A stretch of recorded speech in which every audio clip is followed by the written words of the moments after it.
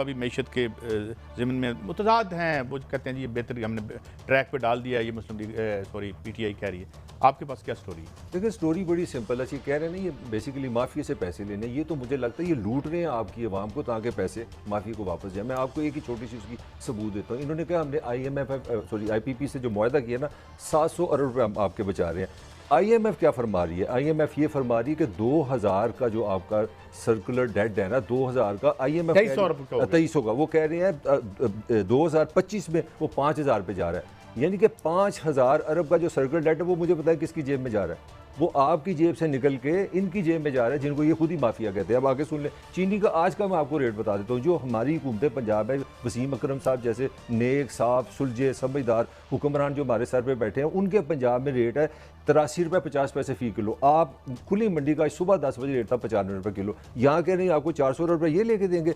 आप 2 साल में इनकी इकॉनमी देखें, आपका बजट का जो खसारा है वो मैं अपना फ़ारूक सलीम को पढ़ा था 8.68% तो आपका बजट का खसारा है। 2 सालों में इन्होंने आपका फी बंदा 55,000 रुपये आप पे कर्जा ज़्यादा बढ़ गया। काजी सईद पे 2 साल पहले जितना कर्जा था बतौर पाकिस्तानी, अब 55,000 फी बंदा इसने आप पे बढ़ा दिया। फी का आमदनी आपकी जो थी वो आटा महंगा हुआ है। हाँ, आटा चीनी और पेट्रोल, सिंपल सी बात है। आटा चीनी पेट्रोल दोबारा सुन ले 2 सालों में 100 टाइम्स बढ़ गए हैं। ये मैं आपको स्टेटमेंट दे रहा हूँ। 3 चीज़ें जो हर इंसान की बदी हैं। मैं आपको कहा नहीं सुनाऊँ। गुर्बत का जो डाटा है वो इतना शर्मनाक आया कि 2018 में 7 लास्ट फिक्रा ले लें 7 करोड़ पाकिस्तानी गरीब था गुर्बत से नीचे, अब 9 करोड़ हो गए। कहाँ नहीं सुना? अच्छा बड़ी साहब, एक कॉन्स्पिरेसी थ्योरी आती है और ये दुनिया में कई दफा हमने देखा है, वेनेजुएला में भी देखा है, वहां तो ये बात सही थी। क्या यहाँ भी सही है कि यहाँ पे चूंकि सारे कारोबारी हजरात और ये जो सारे थोकिए और ये जो सारे कार्टल्स हैं ये इनके साथ हैं, तो वो ये खुद ऐसी कंडीशंस पैदा करते हैं, इन पर इनकी चीनी पे इनकी मोनोपोली है, तो ये इमरान खान को गंदा करने के लिए सब कुछ कर रहे हैं मुबैना तौर पर, या मैं गलत कह रहा हूँ? साहब ये कार्टल्स ही हुकूमत बनाते हैं, ये कार्टल्स ही हुकूमत बनाते हैं और ये बीच में बैठे होते हैं। ये जो अरबों रुपया चलता है ना, सियासतदान अपने पल्ले से नहीं देते, इनके इन्वेस्टर होते हैं।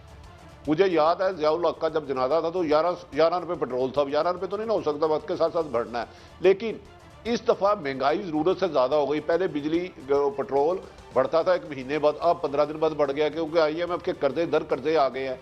तो इनसे माफिया से IPP पे मैं और आप भी 10 प्रोग्राम कर चुके हैं, मलक साहब भी कर चुके हैं, दीगर हमारे साफी भाई भी कर चुके हैं, गंदुम के स्कैंडल पे भी कर चुके हैं। इन सबको छोड़ दो, ये सेनेट के खरीदो फरोख्त की तस्वीरें सामने हैं, चेहरा सामने है, फिर भी कोई इस करप्शन को पकड़ने के लिए तैयार नहीं है। तो भाईजान डाकू चोर ताकतवर है तो उससे लुटेरों से पैसा नहीं निकल सकता। हाँ, अगर आपने मरूदों की रेहड़ी पे 2 रुपए किलो ज्यादा अमरूद या पुराने सेब बेच दिए तो आपको पुलिस पकड़ के के लिए सॉरी मुझे कोई कानून नहीं। क्लास साहब आज क्या हुआ जिस पर वजीर आज़म इमरान खान बरहम हुए? बताया भी था कि आज कैबिनेट की मीटिंग नहीं थी सर, ब्रीफिंग ये लास्ट वीक की कैबिनेट थी, उसकी ब्रीफिंग थी। जरा पॉइंट्स थोड़े से लेके रखा करेंगे। मीटिंग आज थी, ये कब थी ताकि वो व्यूअर्स ये ना समझे ना कि ये क्या गुफ्तगू हो रही है, मिस स्टेटमेंट है कि आज तो हुई नहीं, आज नहीं हुई। सो मैंने आपको ब्रेक में बताया था कि मैंने कहा ये मीटिंग जो है ना लास्ट वीक हुई है। लास्ट मीटिंग की डिटेल जो है ना कुछ हमारे पास अभी है जो मैं आपसे शेयर कर रहा हूँ कि यहाँ पे इमरान खान साहब ने अक्टूबर 2018 में उन्होंने एक बड़ा, आपको याद होगा, पंप एंड शो के साथ एक IT सेक्टर सबसे ज्यादा तकरीबन ये कराना तो पाकिस्तान में सबसे बड़ा आसान है। हम सियासत पे तो बात करते रहते हैं, लेकिन जो असल इशूज है ना ये भी लोगों को बताना जरूरी है कि जो इतने बड़े बड़े दावे करते हैं और बाकायदा प्रेस कॉन्फ्रेंसेज होती हैं तो उस के बाद बैठ कर ट्विटर पे ट्रेंड चलाए जाते हैं, असल में हकीकत इनकी क्या है और किस तरह की हुकूमतें जो हैं आके स्पेशली IT सेक्टर जो यूथ का सबसे ज्यादा फेवरेट सेक्टर है उस पर इमरान खान साहब की अपनी हुकूमत ने कितना लेट डाउन किया, ये सारी की सारी चीजें ये कैबिनेट के पिछले इजलास में सामने आई हैं। खान साहब ने, आपको याद होगा, जो उन्होंने आके IT की जो वजारत दी थी उनकी सीरियसनेस उस दिन आ गई थी। इन्होंने खालिद मकबूल सदीकी साहब को दी थी जो डॉक्टर साहब थे MQM में, इतना बड़ी अहम है। एक डॉक्टर साहब को आपने बना दिया जनाब IT के वजीर भी बने और IT की टास्क फोर्स के चेयरमैन भी लगा दिए। मैं नाम तो आपको बाद में बताता हूँ। हु इज़ हु, दुनिया जहाँ के बड़े काबिल लोग हमें बताया कि जनाब IT की ये टास्क फोर्स में डाल दिए गए हैं और उनको कहा गया कि एक आप हमें यहाँ पे एक उसकी उन्हें तजावीज़ देनी थी, एग्जीक्यूशन नहीं करनी। एग्जीक्यूशन तो ब्यूरोक्रेसी ने करनी, उनसे भी खैर नहीं होनी थी। उन्होंने जनाब 2 साल लगे। 2 साल बाद खान साहब को याद आया कि यार यहाँ पे एक हमने टास्क फोर्स बनाई थी, इनको कहा गया जरा तशरीफ लें और हमें ब्रीफिंग दें जनाब कि आप लोगों ने अब तक किया क्या है।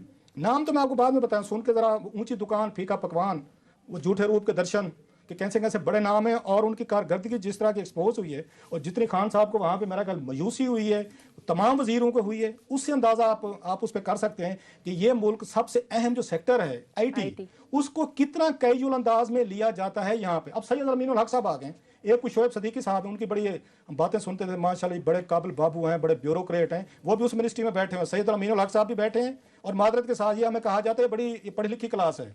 उस पढ़ी लिखी क्लास के सुने आमिर साहब, उन्होंने ये कहा जनाब इनके जिम्मे लगाया गया था कि आप, जैसे मैंने कहा कि वो करके दें। जब इन्होंने ब्रीफिंग खत्म की कैबिनेट में, कोई 15 के करीब इनके जिम्मे काम लगे हुए थे। नोट ये हुआ कि इन 2 सालों में इन लोगों से, ये 20-25 लोग जो थे, इनसे 15 सिफारिशात तैयार नहीं हो सकी सर। सिर्फ 15 सिफारिशात इन्होंने तैयार करनी थी कि हमने आईटी सेक्टर को कैसे कैसे यहाँ करना है। उसमें फवाद चौधरी साहब बैठे हुए थे, उसने कहा आप तो इनको रो रहे हैं ना आईटी सेक्टर को, पूरे मुल्क को चलाना था, या फ्रीलांस करवाना था, ई गवर्नेंस करवानी थी, या ग्रेजुएशन करवानी थी, दुनिया भर के साथ आपने, हाँ सबसे बड़ा हमने आईटी एक्सपोर्ट बढ़वानी थी इनके जरिए। ये जो है जिनको अभी इन्होंने 35% अलाउ किया है ना, मनी लॉन्ड्रिंग का लीगल तरीका जो स्टेट बैंक ऑफ पाकिस्तान ने दिया है, इनके जरिए हमने आईटी एक्सपोर्ट बढ़वानी थी। ये बड़े बड़े एक्सपर्ट इकट्ठे किए गए, तो सैयद अमीन वो सैयद साहब हो गए, और प्लस जैसे शोएब सदीकी साहब हो गए, इनको तो बरतरफ होना चाहिए था। खान साहब ने जितनी वहां पे मजूसी का इजहार किया है, जब खैर ब्रीफिंग खत्म हो गई तो खान साहब ने पूछा, वो हजूर इनमें से कितने गोल्स अब तक आपने अचीव किए हैं, ये 15 जो आपके जिम्मे लगे थे 2 साल बाद, अक्टूबर 2018 आज अभी जो ये मीटिंग हुई है पिछली 2021 फरवरी, 2.5 साल बाद उन्होंने पूछा कि एक्सीलेंसीज ये जरा बताएं। उन्होंने सैयद अमीनुल हक साहब से और ये शोएब सदीकी साहब से पूछा, एक्सीलेंसी ये बताइए इनमें से कितने टारगेट अचीव किए हैं आपने, या कितने आपने काम किए हैं। उन्होंने कहा 1। इमरान खान साहब वाज मतलब फॉर अंडरस्टैंडेबल रीजन, उन्होंने कहा जनाब अली मैं तो 1001 इसमें तकरीरें कर चुका हूँ, मैं तो कौम को मतलब एक्सपोर्ट बढ़ा चुका हूँ कि जनाब आईटी एक्सपोर्ट बढ़ गई है, आप पे पहुंचने वाले, हम तो चांद पे पहुंचने वाले, आईटी वाला ये सेक्टर जो हमें चांद पे पहुंचाने वाले, आप ये कह रहे हैं कि 15 में से सिर्फ हमने 1 काम किया सर। उसके बाद जनाब उन्होंने इनकी उठाई है पूरी ब्रीफिंग, मैं मुहारफतन कह रहा हूँ, ये प्रैक्टिकल नहीं कहता, और वो कह रहे हैं थ्रो इट अवे।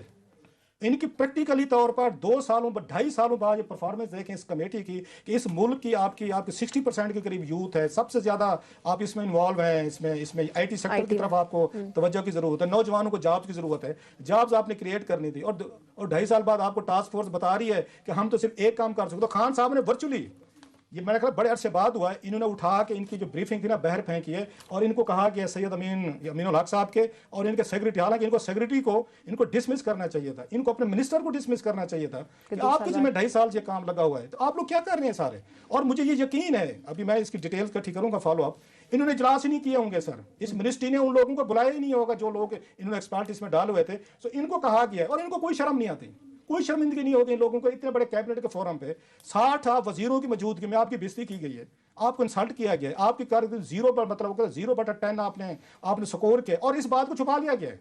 ये शिबली फराज साहब भी आपको प्रेस कॉन्फ्रेंस में नहीं बताते, ये जो बाकी आते हैं सारा दिन ट्विटर खेलते रहते हैं, ये चीजें छुपा ली जाती हैं। वैसे आएंगे 2-2, 4-4 घंटे कौम को ये लेक्चर देंगे और बताएंगे भाई साहब ये भी तो बताएं कि आपके वजीरों और आपकी ब्यूरोक्रेसी ने जो आईटी सेक्टर को तबाह किया है, जिन्होंने आपको सिफारिशात देनी, उसके बारे में आप हमें कौम को क्यों नहीं बताते। वो प्रेस कॉन्फ्रेंस में कैबिनेट के इजलास के बाद क्यों नहीं बताई जाती। कौम को पता चलना चाहिए कि कौन कौन से लोग थे जिनको खान साहब लेके आए थे टास्क फोर्स के, बड़े जरूरी हैं जनाब। सबसे पहले तो मिनिस्टर साहब, इससे पहले खालिद मकबूल सदीकी साहब चेयरमैन थे, अब सैयद अमीनुल हक साहब माशाल्लाह आ गए। इसके बाद सेक्रेटरी आईटी जो है शोएब सदीकी साहब, वो थे जनाब अताउर रहमान साहब, डॉक्टर, फॉर्मर आपके minister of science and technology, और चेयरमैन हायर एजुकेशन कमीशन इसके मेंबर थे आइंस्टाइन ऑफ पाकिस्तान, जो रोजाना हमें समझाते रहते हैं, लेकिन टास्क फोर्स पे 0 नंबर लेकर निकले वहां से कैबिनेट से सर, उसमें नहीं थे। एक इंजीनियर जवाद सलीम कुरैशी साहब थे, चेयरमैन पाकिस्तान इंजीनियरिंग काउंसिल, जरा नाम सुनते हैं, ऊंची दुकान फीके पकवान।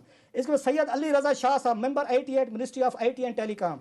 वैसे इनके लिए थोड़ा सा मूवमेंट ऑफ शेम कि जो कुछ कैबिनेट में आप लोगों की परफॉर्मेंस है। आगे सुने, या मुदस्सर हुसैन मेंबर टेलीकॉम, ये भी वहाँ मिनिस्ट्री ऑफ आईटी में बैठते हैं। इसके बाद वाइस एडमिरल सैयद आरफुल्लाह हुसैन, ये सीईओ, नाम ही बहुत बड़े, सीईओ यहाँ पे मेरा Husaini concepts and solution sir, ये उनके हैं सर। इसके बाद सैयद अहमद, ये चेयरमैन है सर, इनके मेरे ख्याल PSHA वगैरह का CEO DPL हैं सर, नाम भी माशाल्लाह बड़े हैं ना। इसके बाद डॉक्टर जरताज अफजल, ये उस्मानी साहब फैकल्टी हैं, ये इलेक्ट्रिकल इंजीनियरिंग की हैं। शहद मुस्तफ़ा हैं, CEO टेलीनोर, शहद Mustafa CEO Telenor micro finance bank, नाम सुनते जाएं।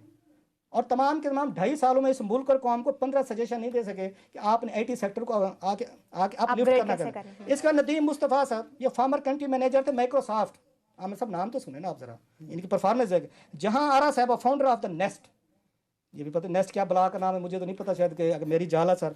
इसके बाद जनाब जुहैर, आप ये बड़ा नाम है, जुहैर खलीक साहब, ये को फाउंडर थे, पार्टनर टीम थे सर, टीम अप नेशनल आपकी उसके सेंटर एंड फार्मर CEO मूबे लिंक। मोबी लिंक के फार्मर सीईओ जो है जोहेर खालिक साहब, ये इसके मेंबर थे। फिर परवेज आपके इफ्तिखार सीईओ आईसीटी थे सर। इसके बाद अब्दुल अजीज खान साहब थे चेयरमैन आपके टेलीकॉम, कोई फार्मर सीईओ यू फोन के सीईओ फार्मर। इसके बाद डॉक्टर सरूज कोई आपके हशमत लोधी साहब हैं सर। अब ये आई एम श्योर सबसे पूछेंगे ना, हमें तो वैसे ही बुला लेते थे, ये हमारी जिम्मेदारी नहीं थी। ये क्लास साहब इमरान खान साहब के जो तखयलाती जो महल था ना, उसका जनाजा है। ये एक टास्क फोर्स नहीं है, this is story of every task force. पहले बताया गया कि जनाब हमारी तैयारी नहीं थी, हमने पहले नहीं है, अब हमने जल्दी से टास्क फोर्स बना दिया। 3 महीने बाद इन्होंने लेके आना रिजल्ट, और आज 2.5 साल बाद हर टास्क फोर्स का यही हाल है। ये सिर्फ आईटी का नहीं है, वो जो सारों जगह जो लगता था कि यूं आएगा इमरान, बनेगा नया पाकिस्तान, तो ये सारों का यही हाल है। मगर होगा इसलिए कि आप कह रहे हैं टोकरे फेंक दिए, सिर्फ कागजात नहीं, ये बंदे भी टोकरियों में जाने चाहिए कूड़े की। जब इन्होंने यहाँ तो निकालना नहीं है किसी को, हेड्स रोल कहीं नहीं होने, कोई करे काम ना करे, सबको पता है प्लॉट भी मिल जाने हैं, 22वें ग्रेड भी मिल जाने हैं।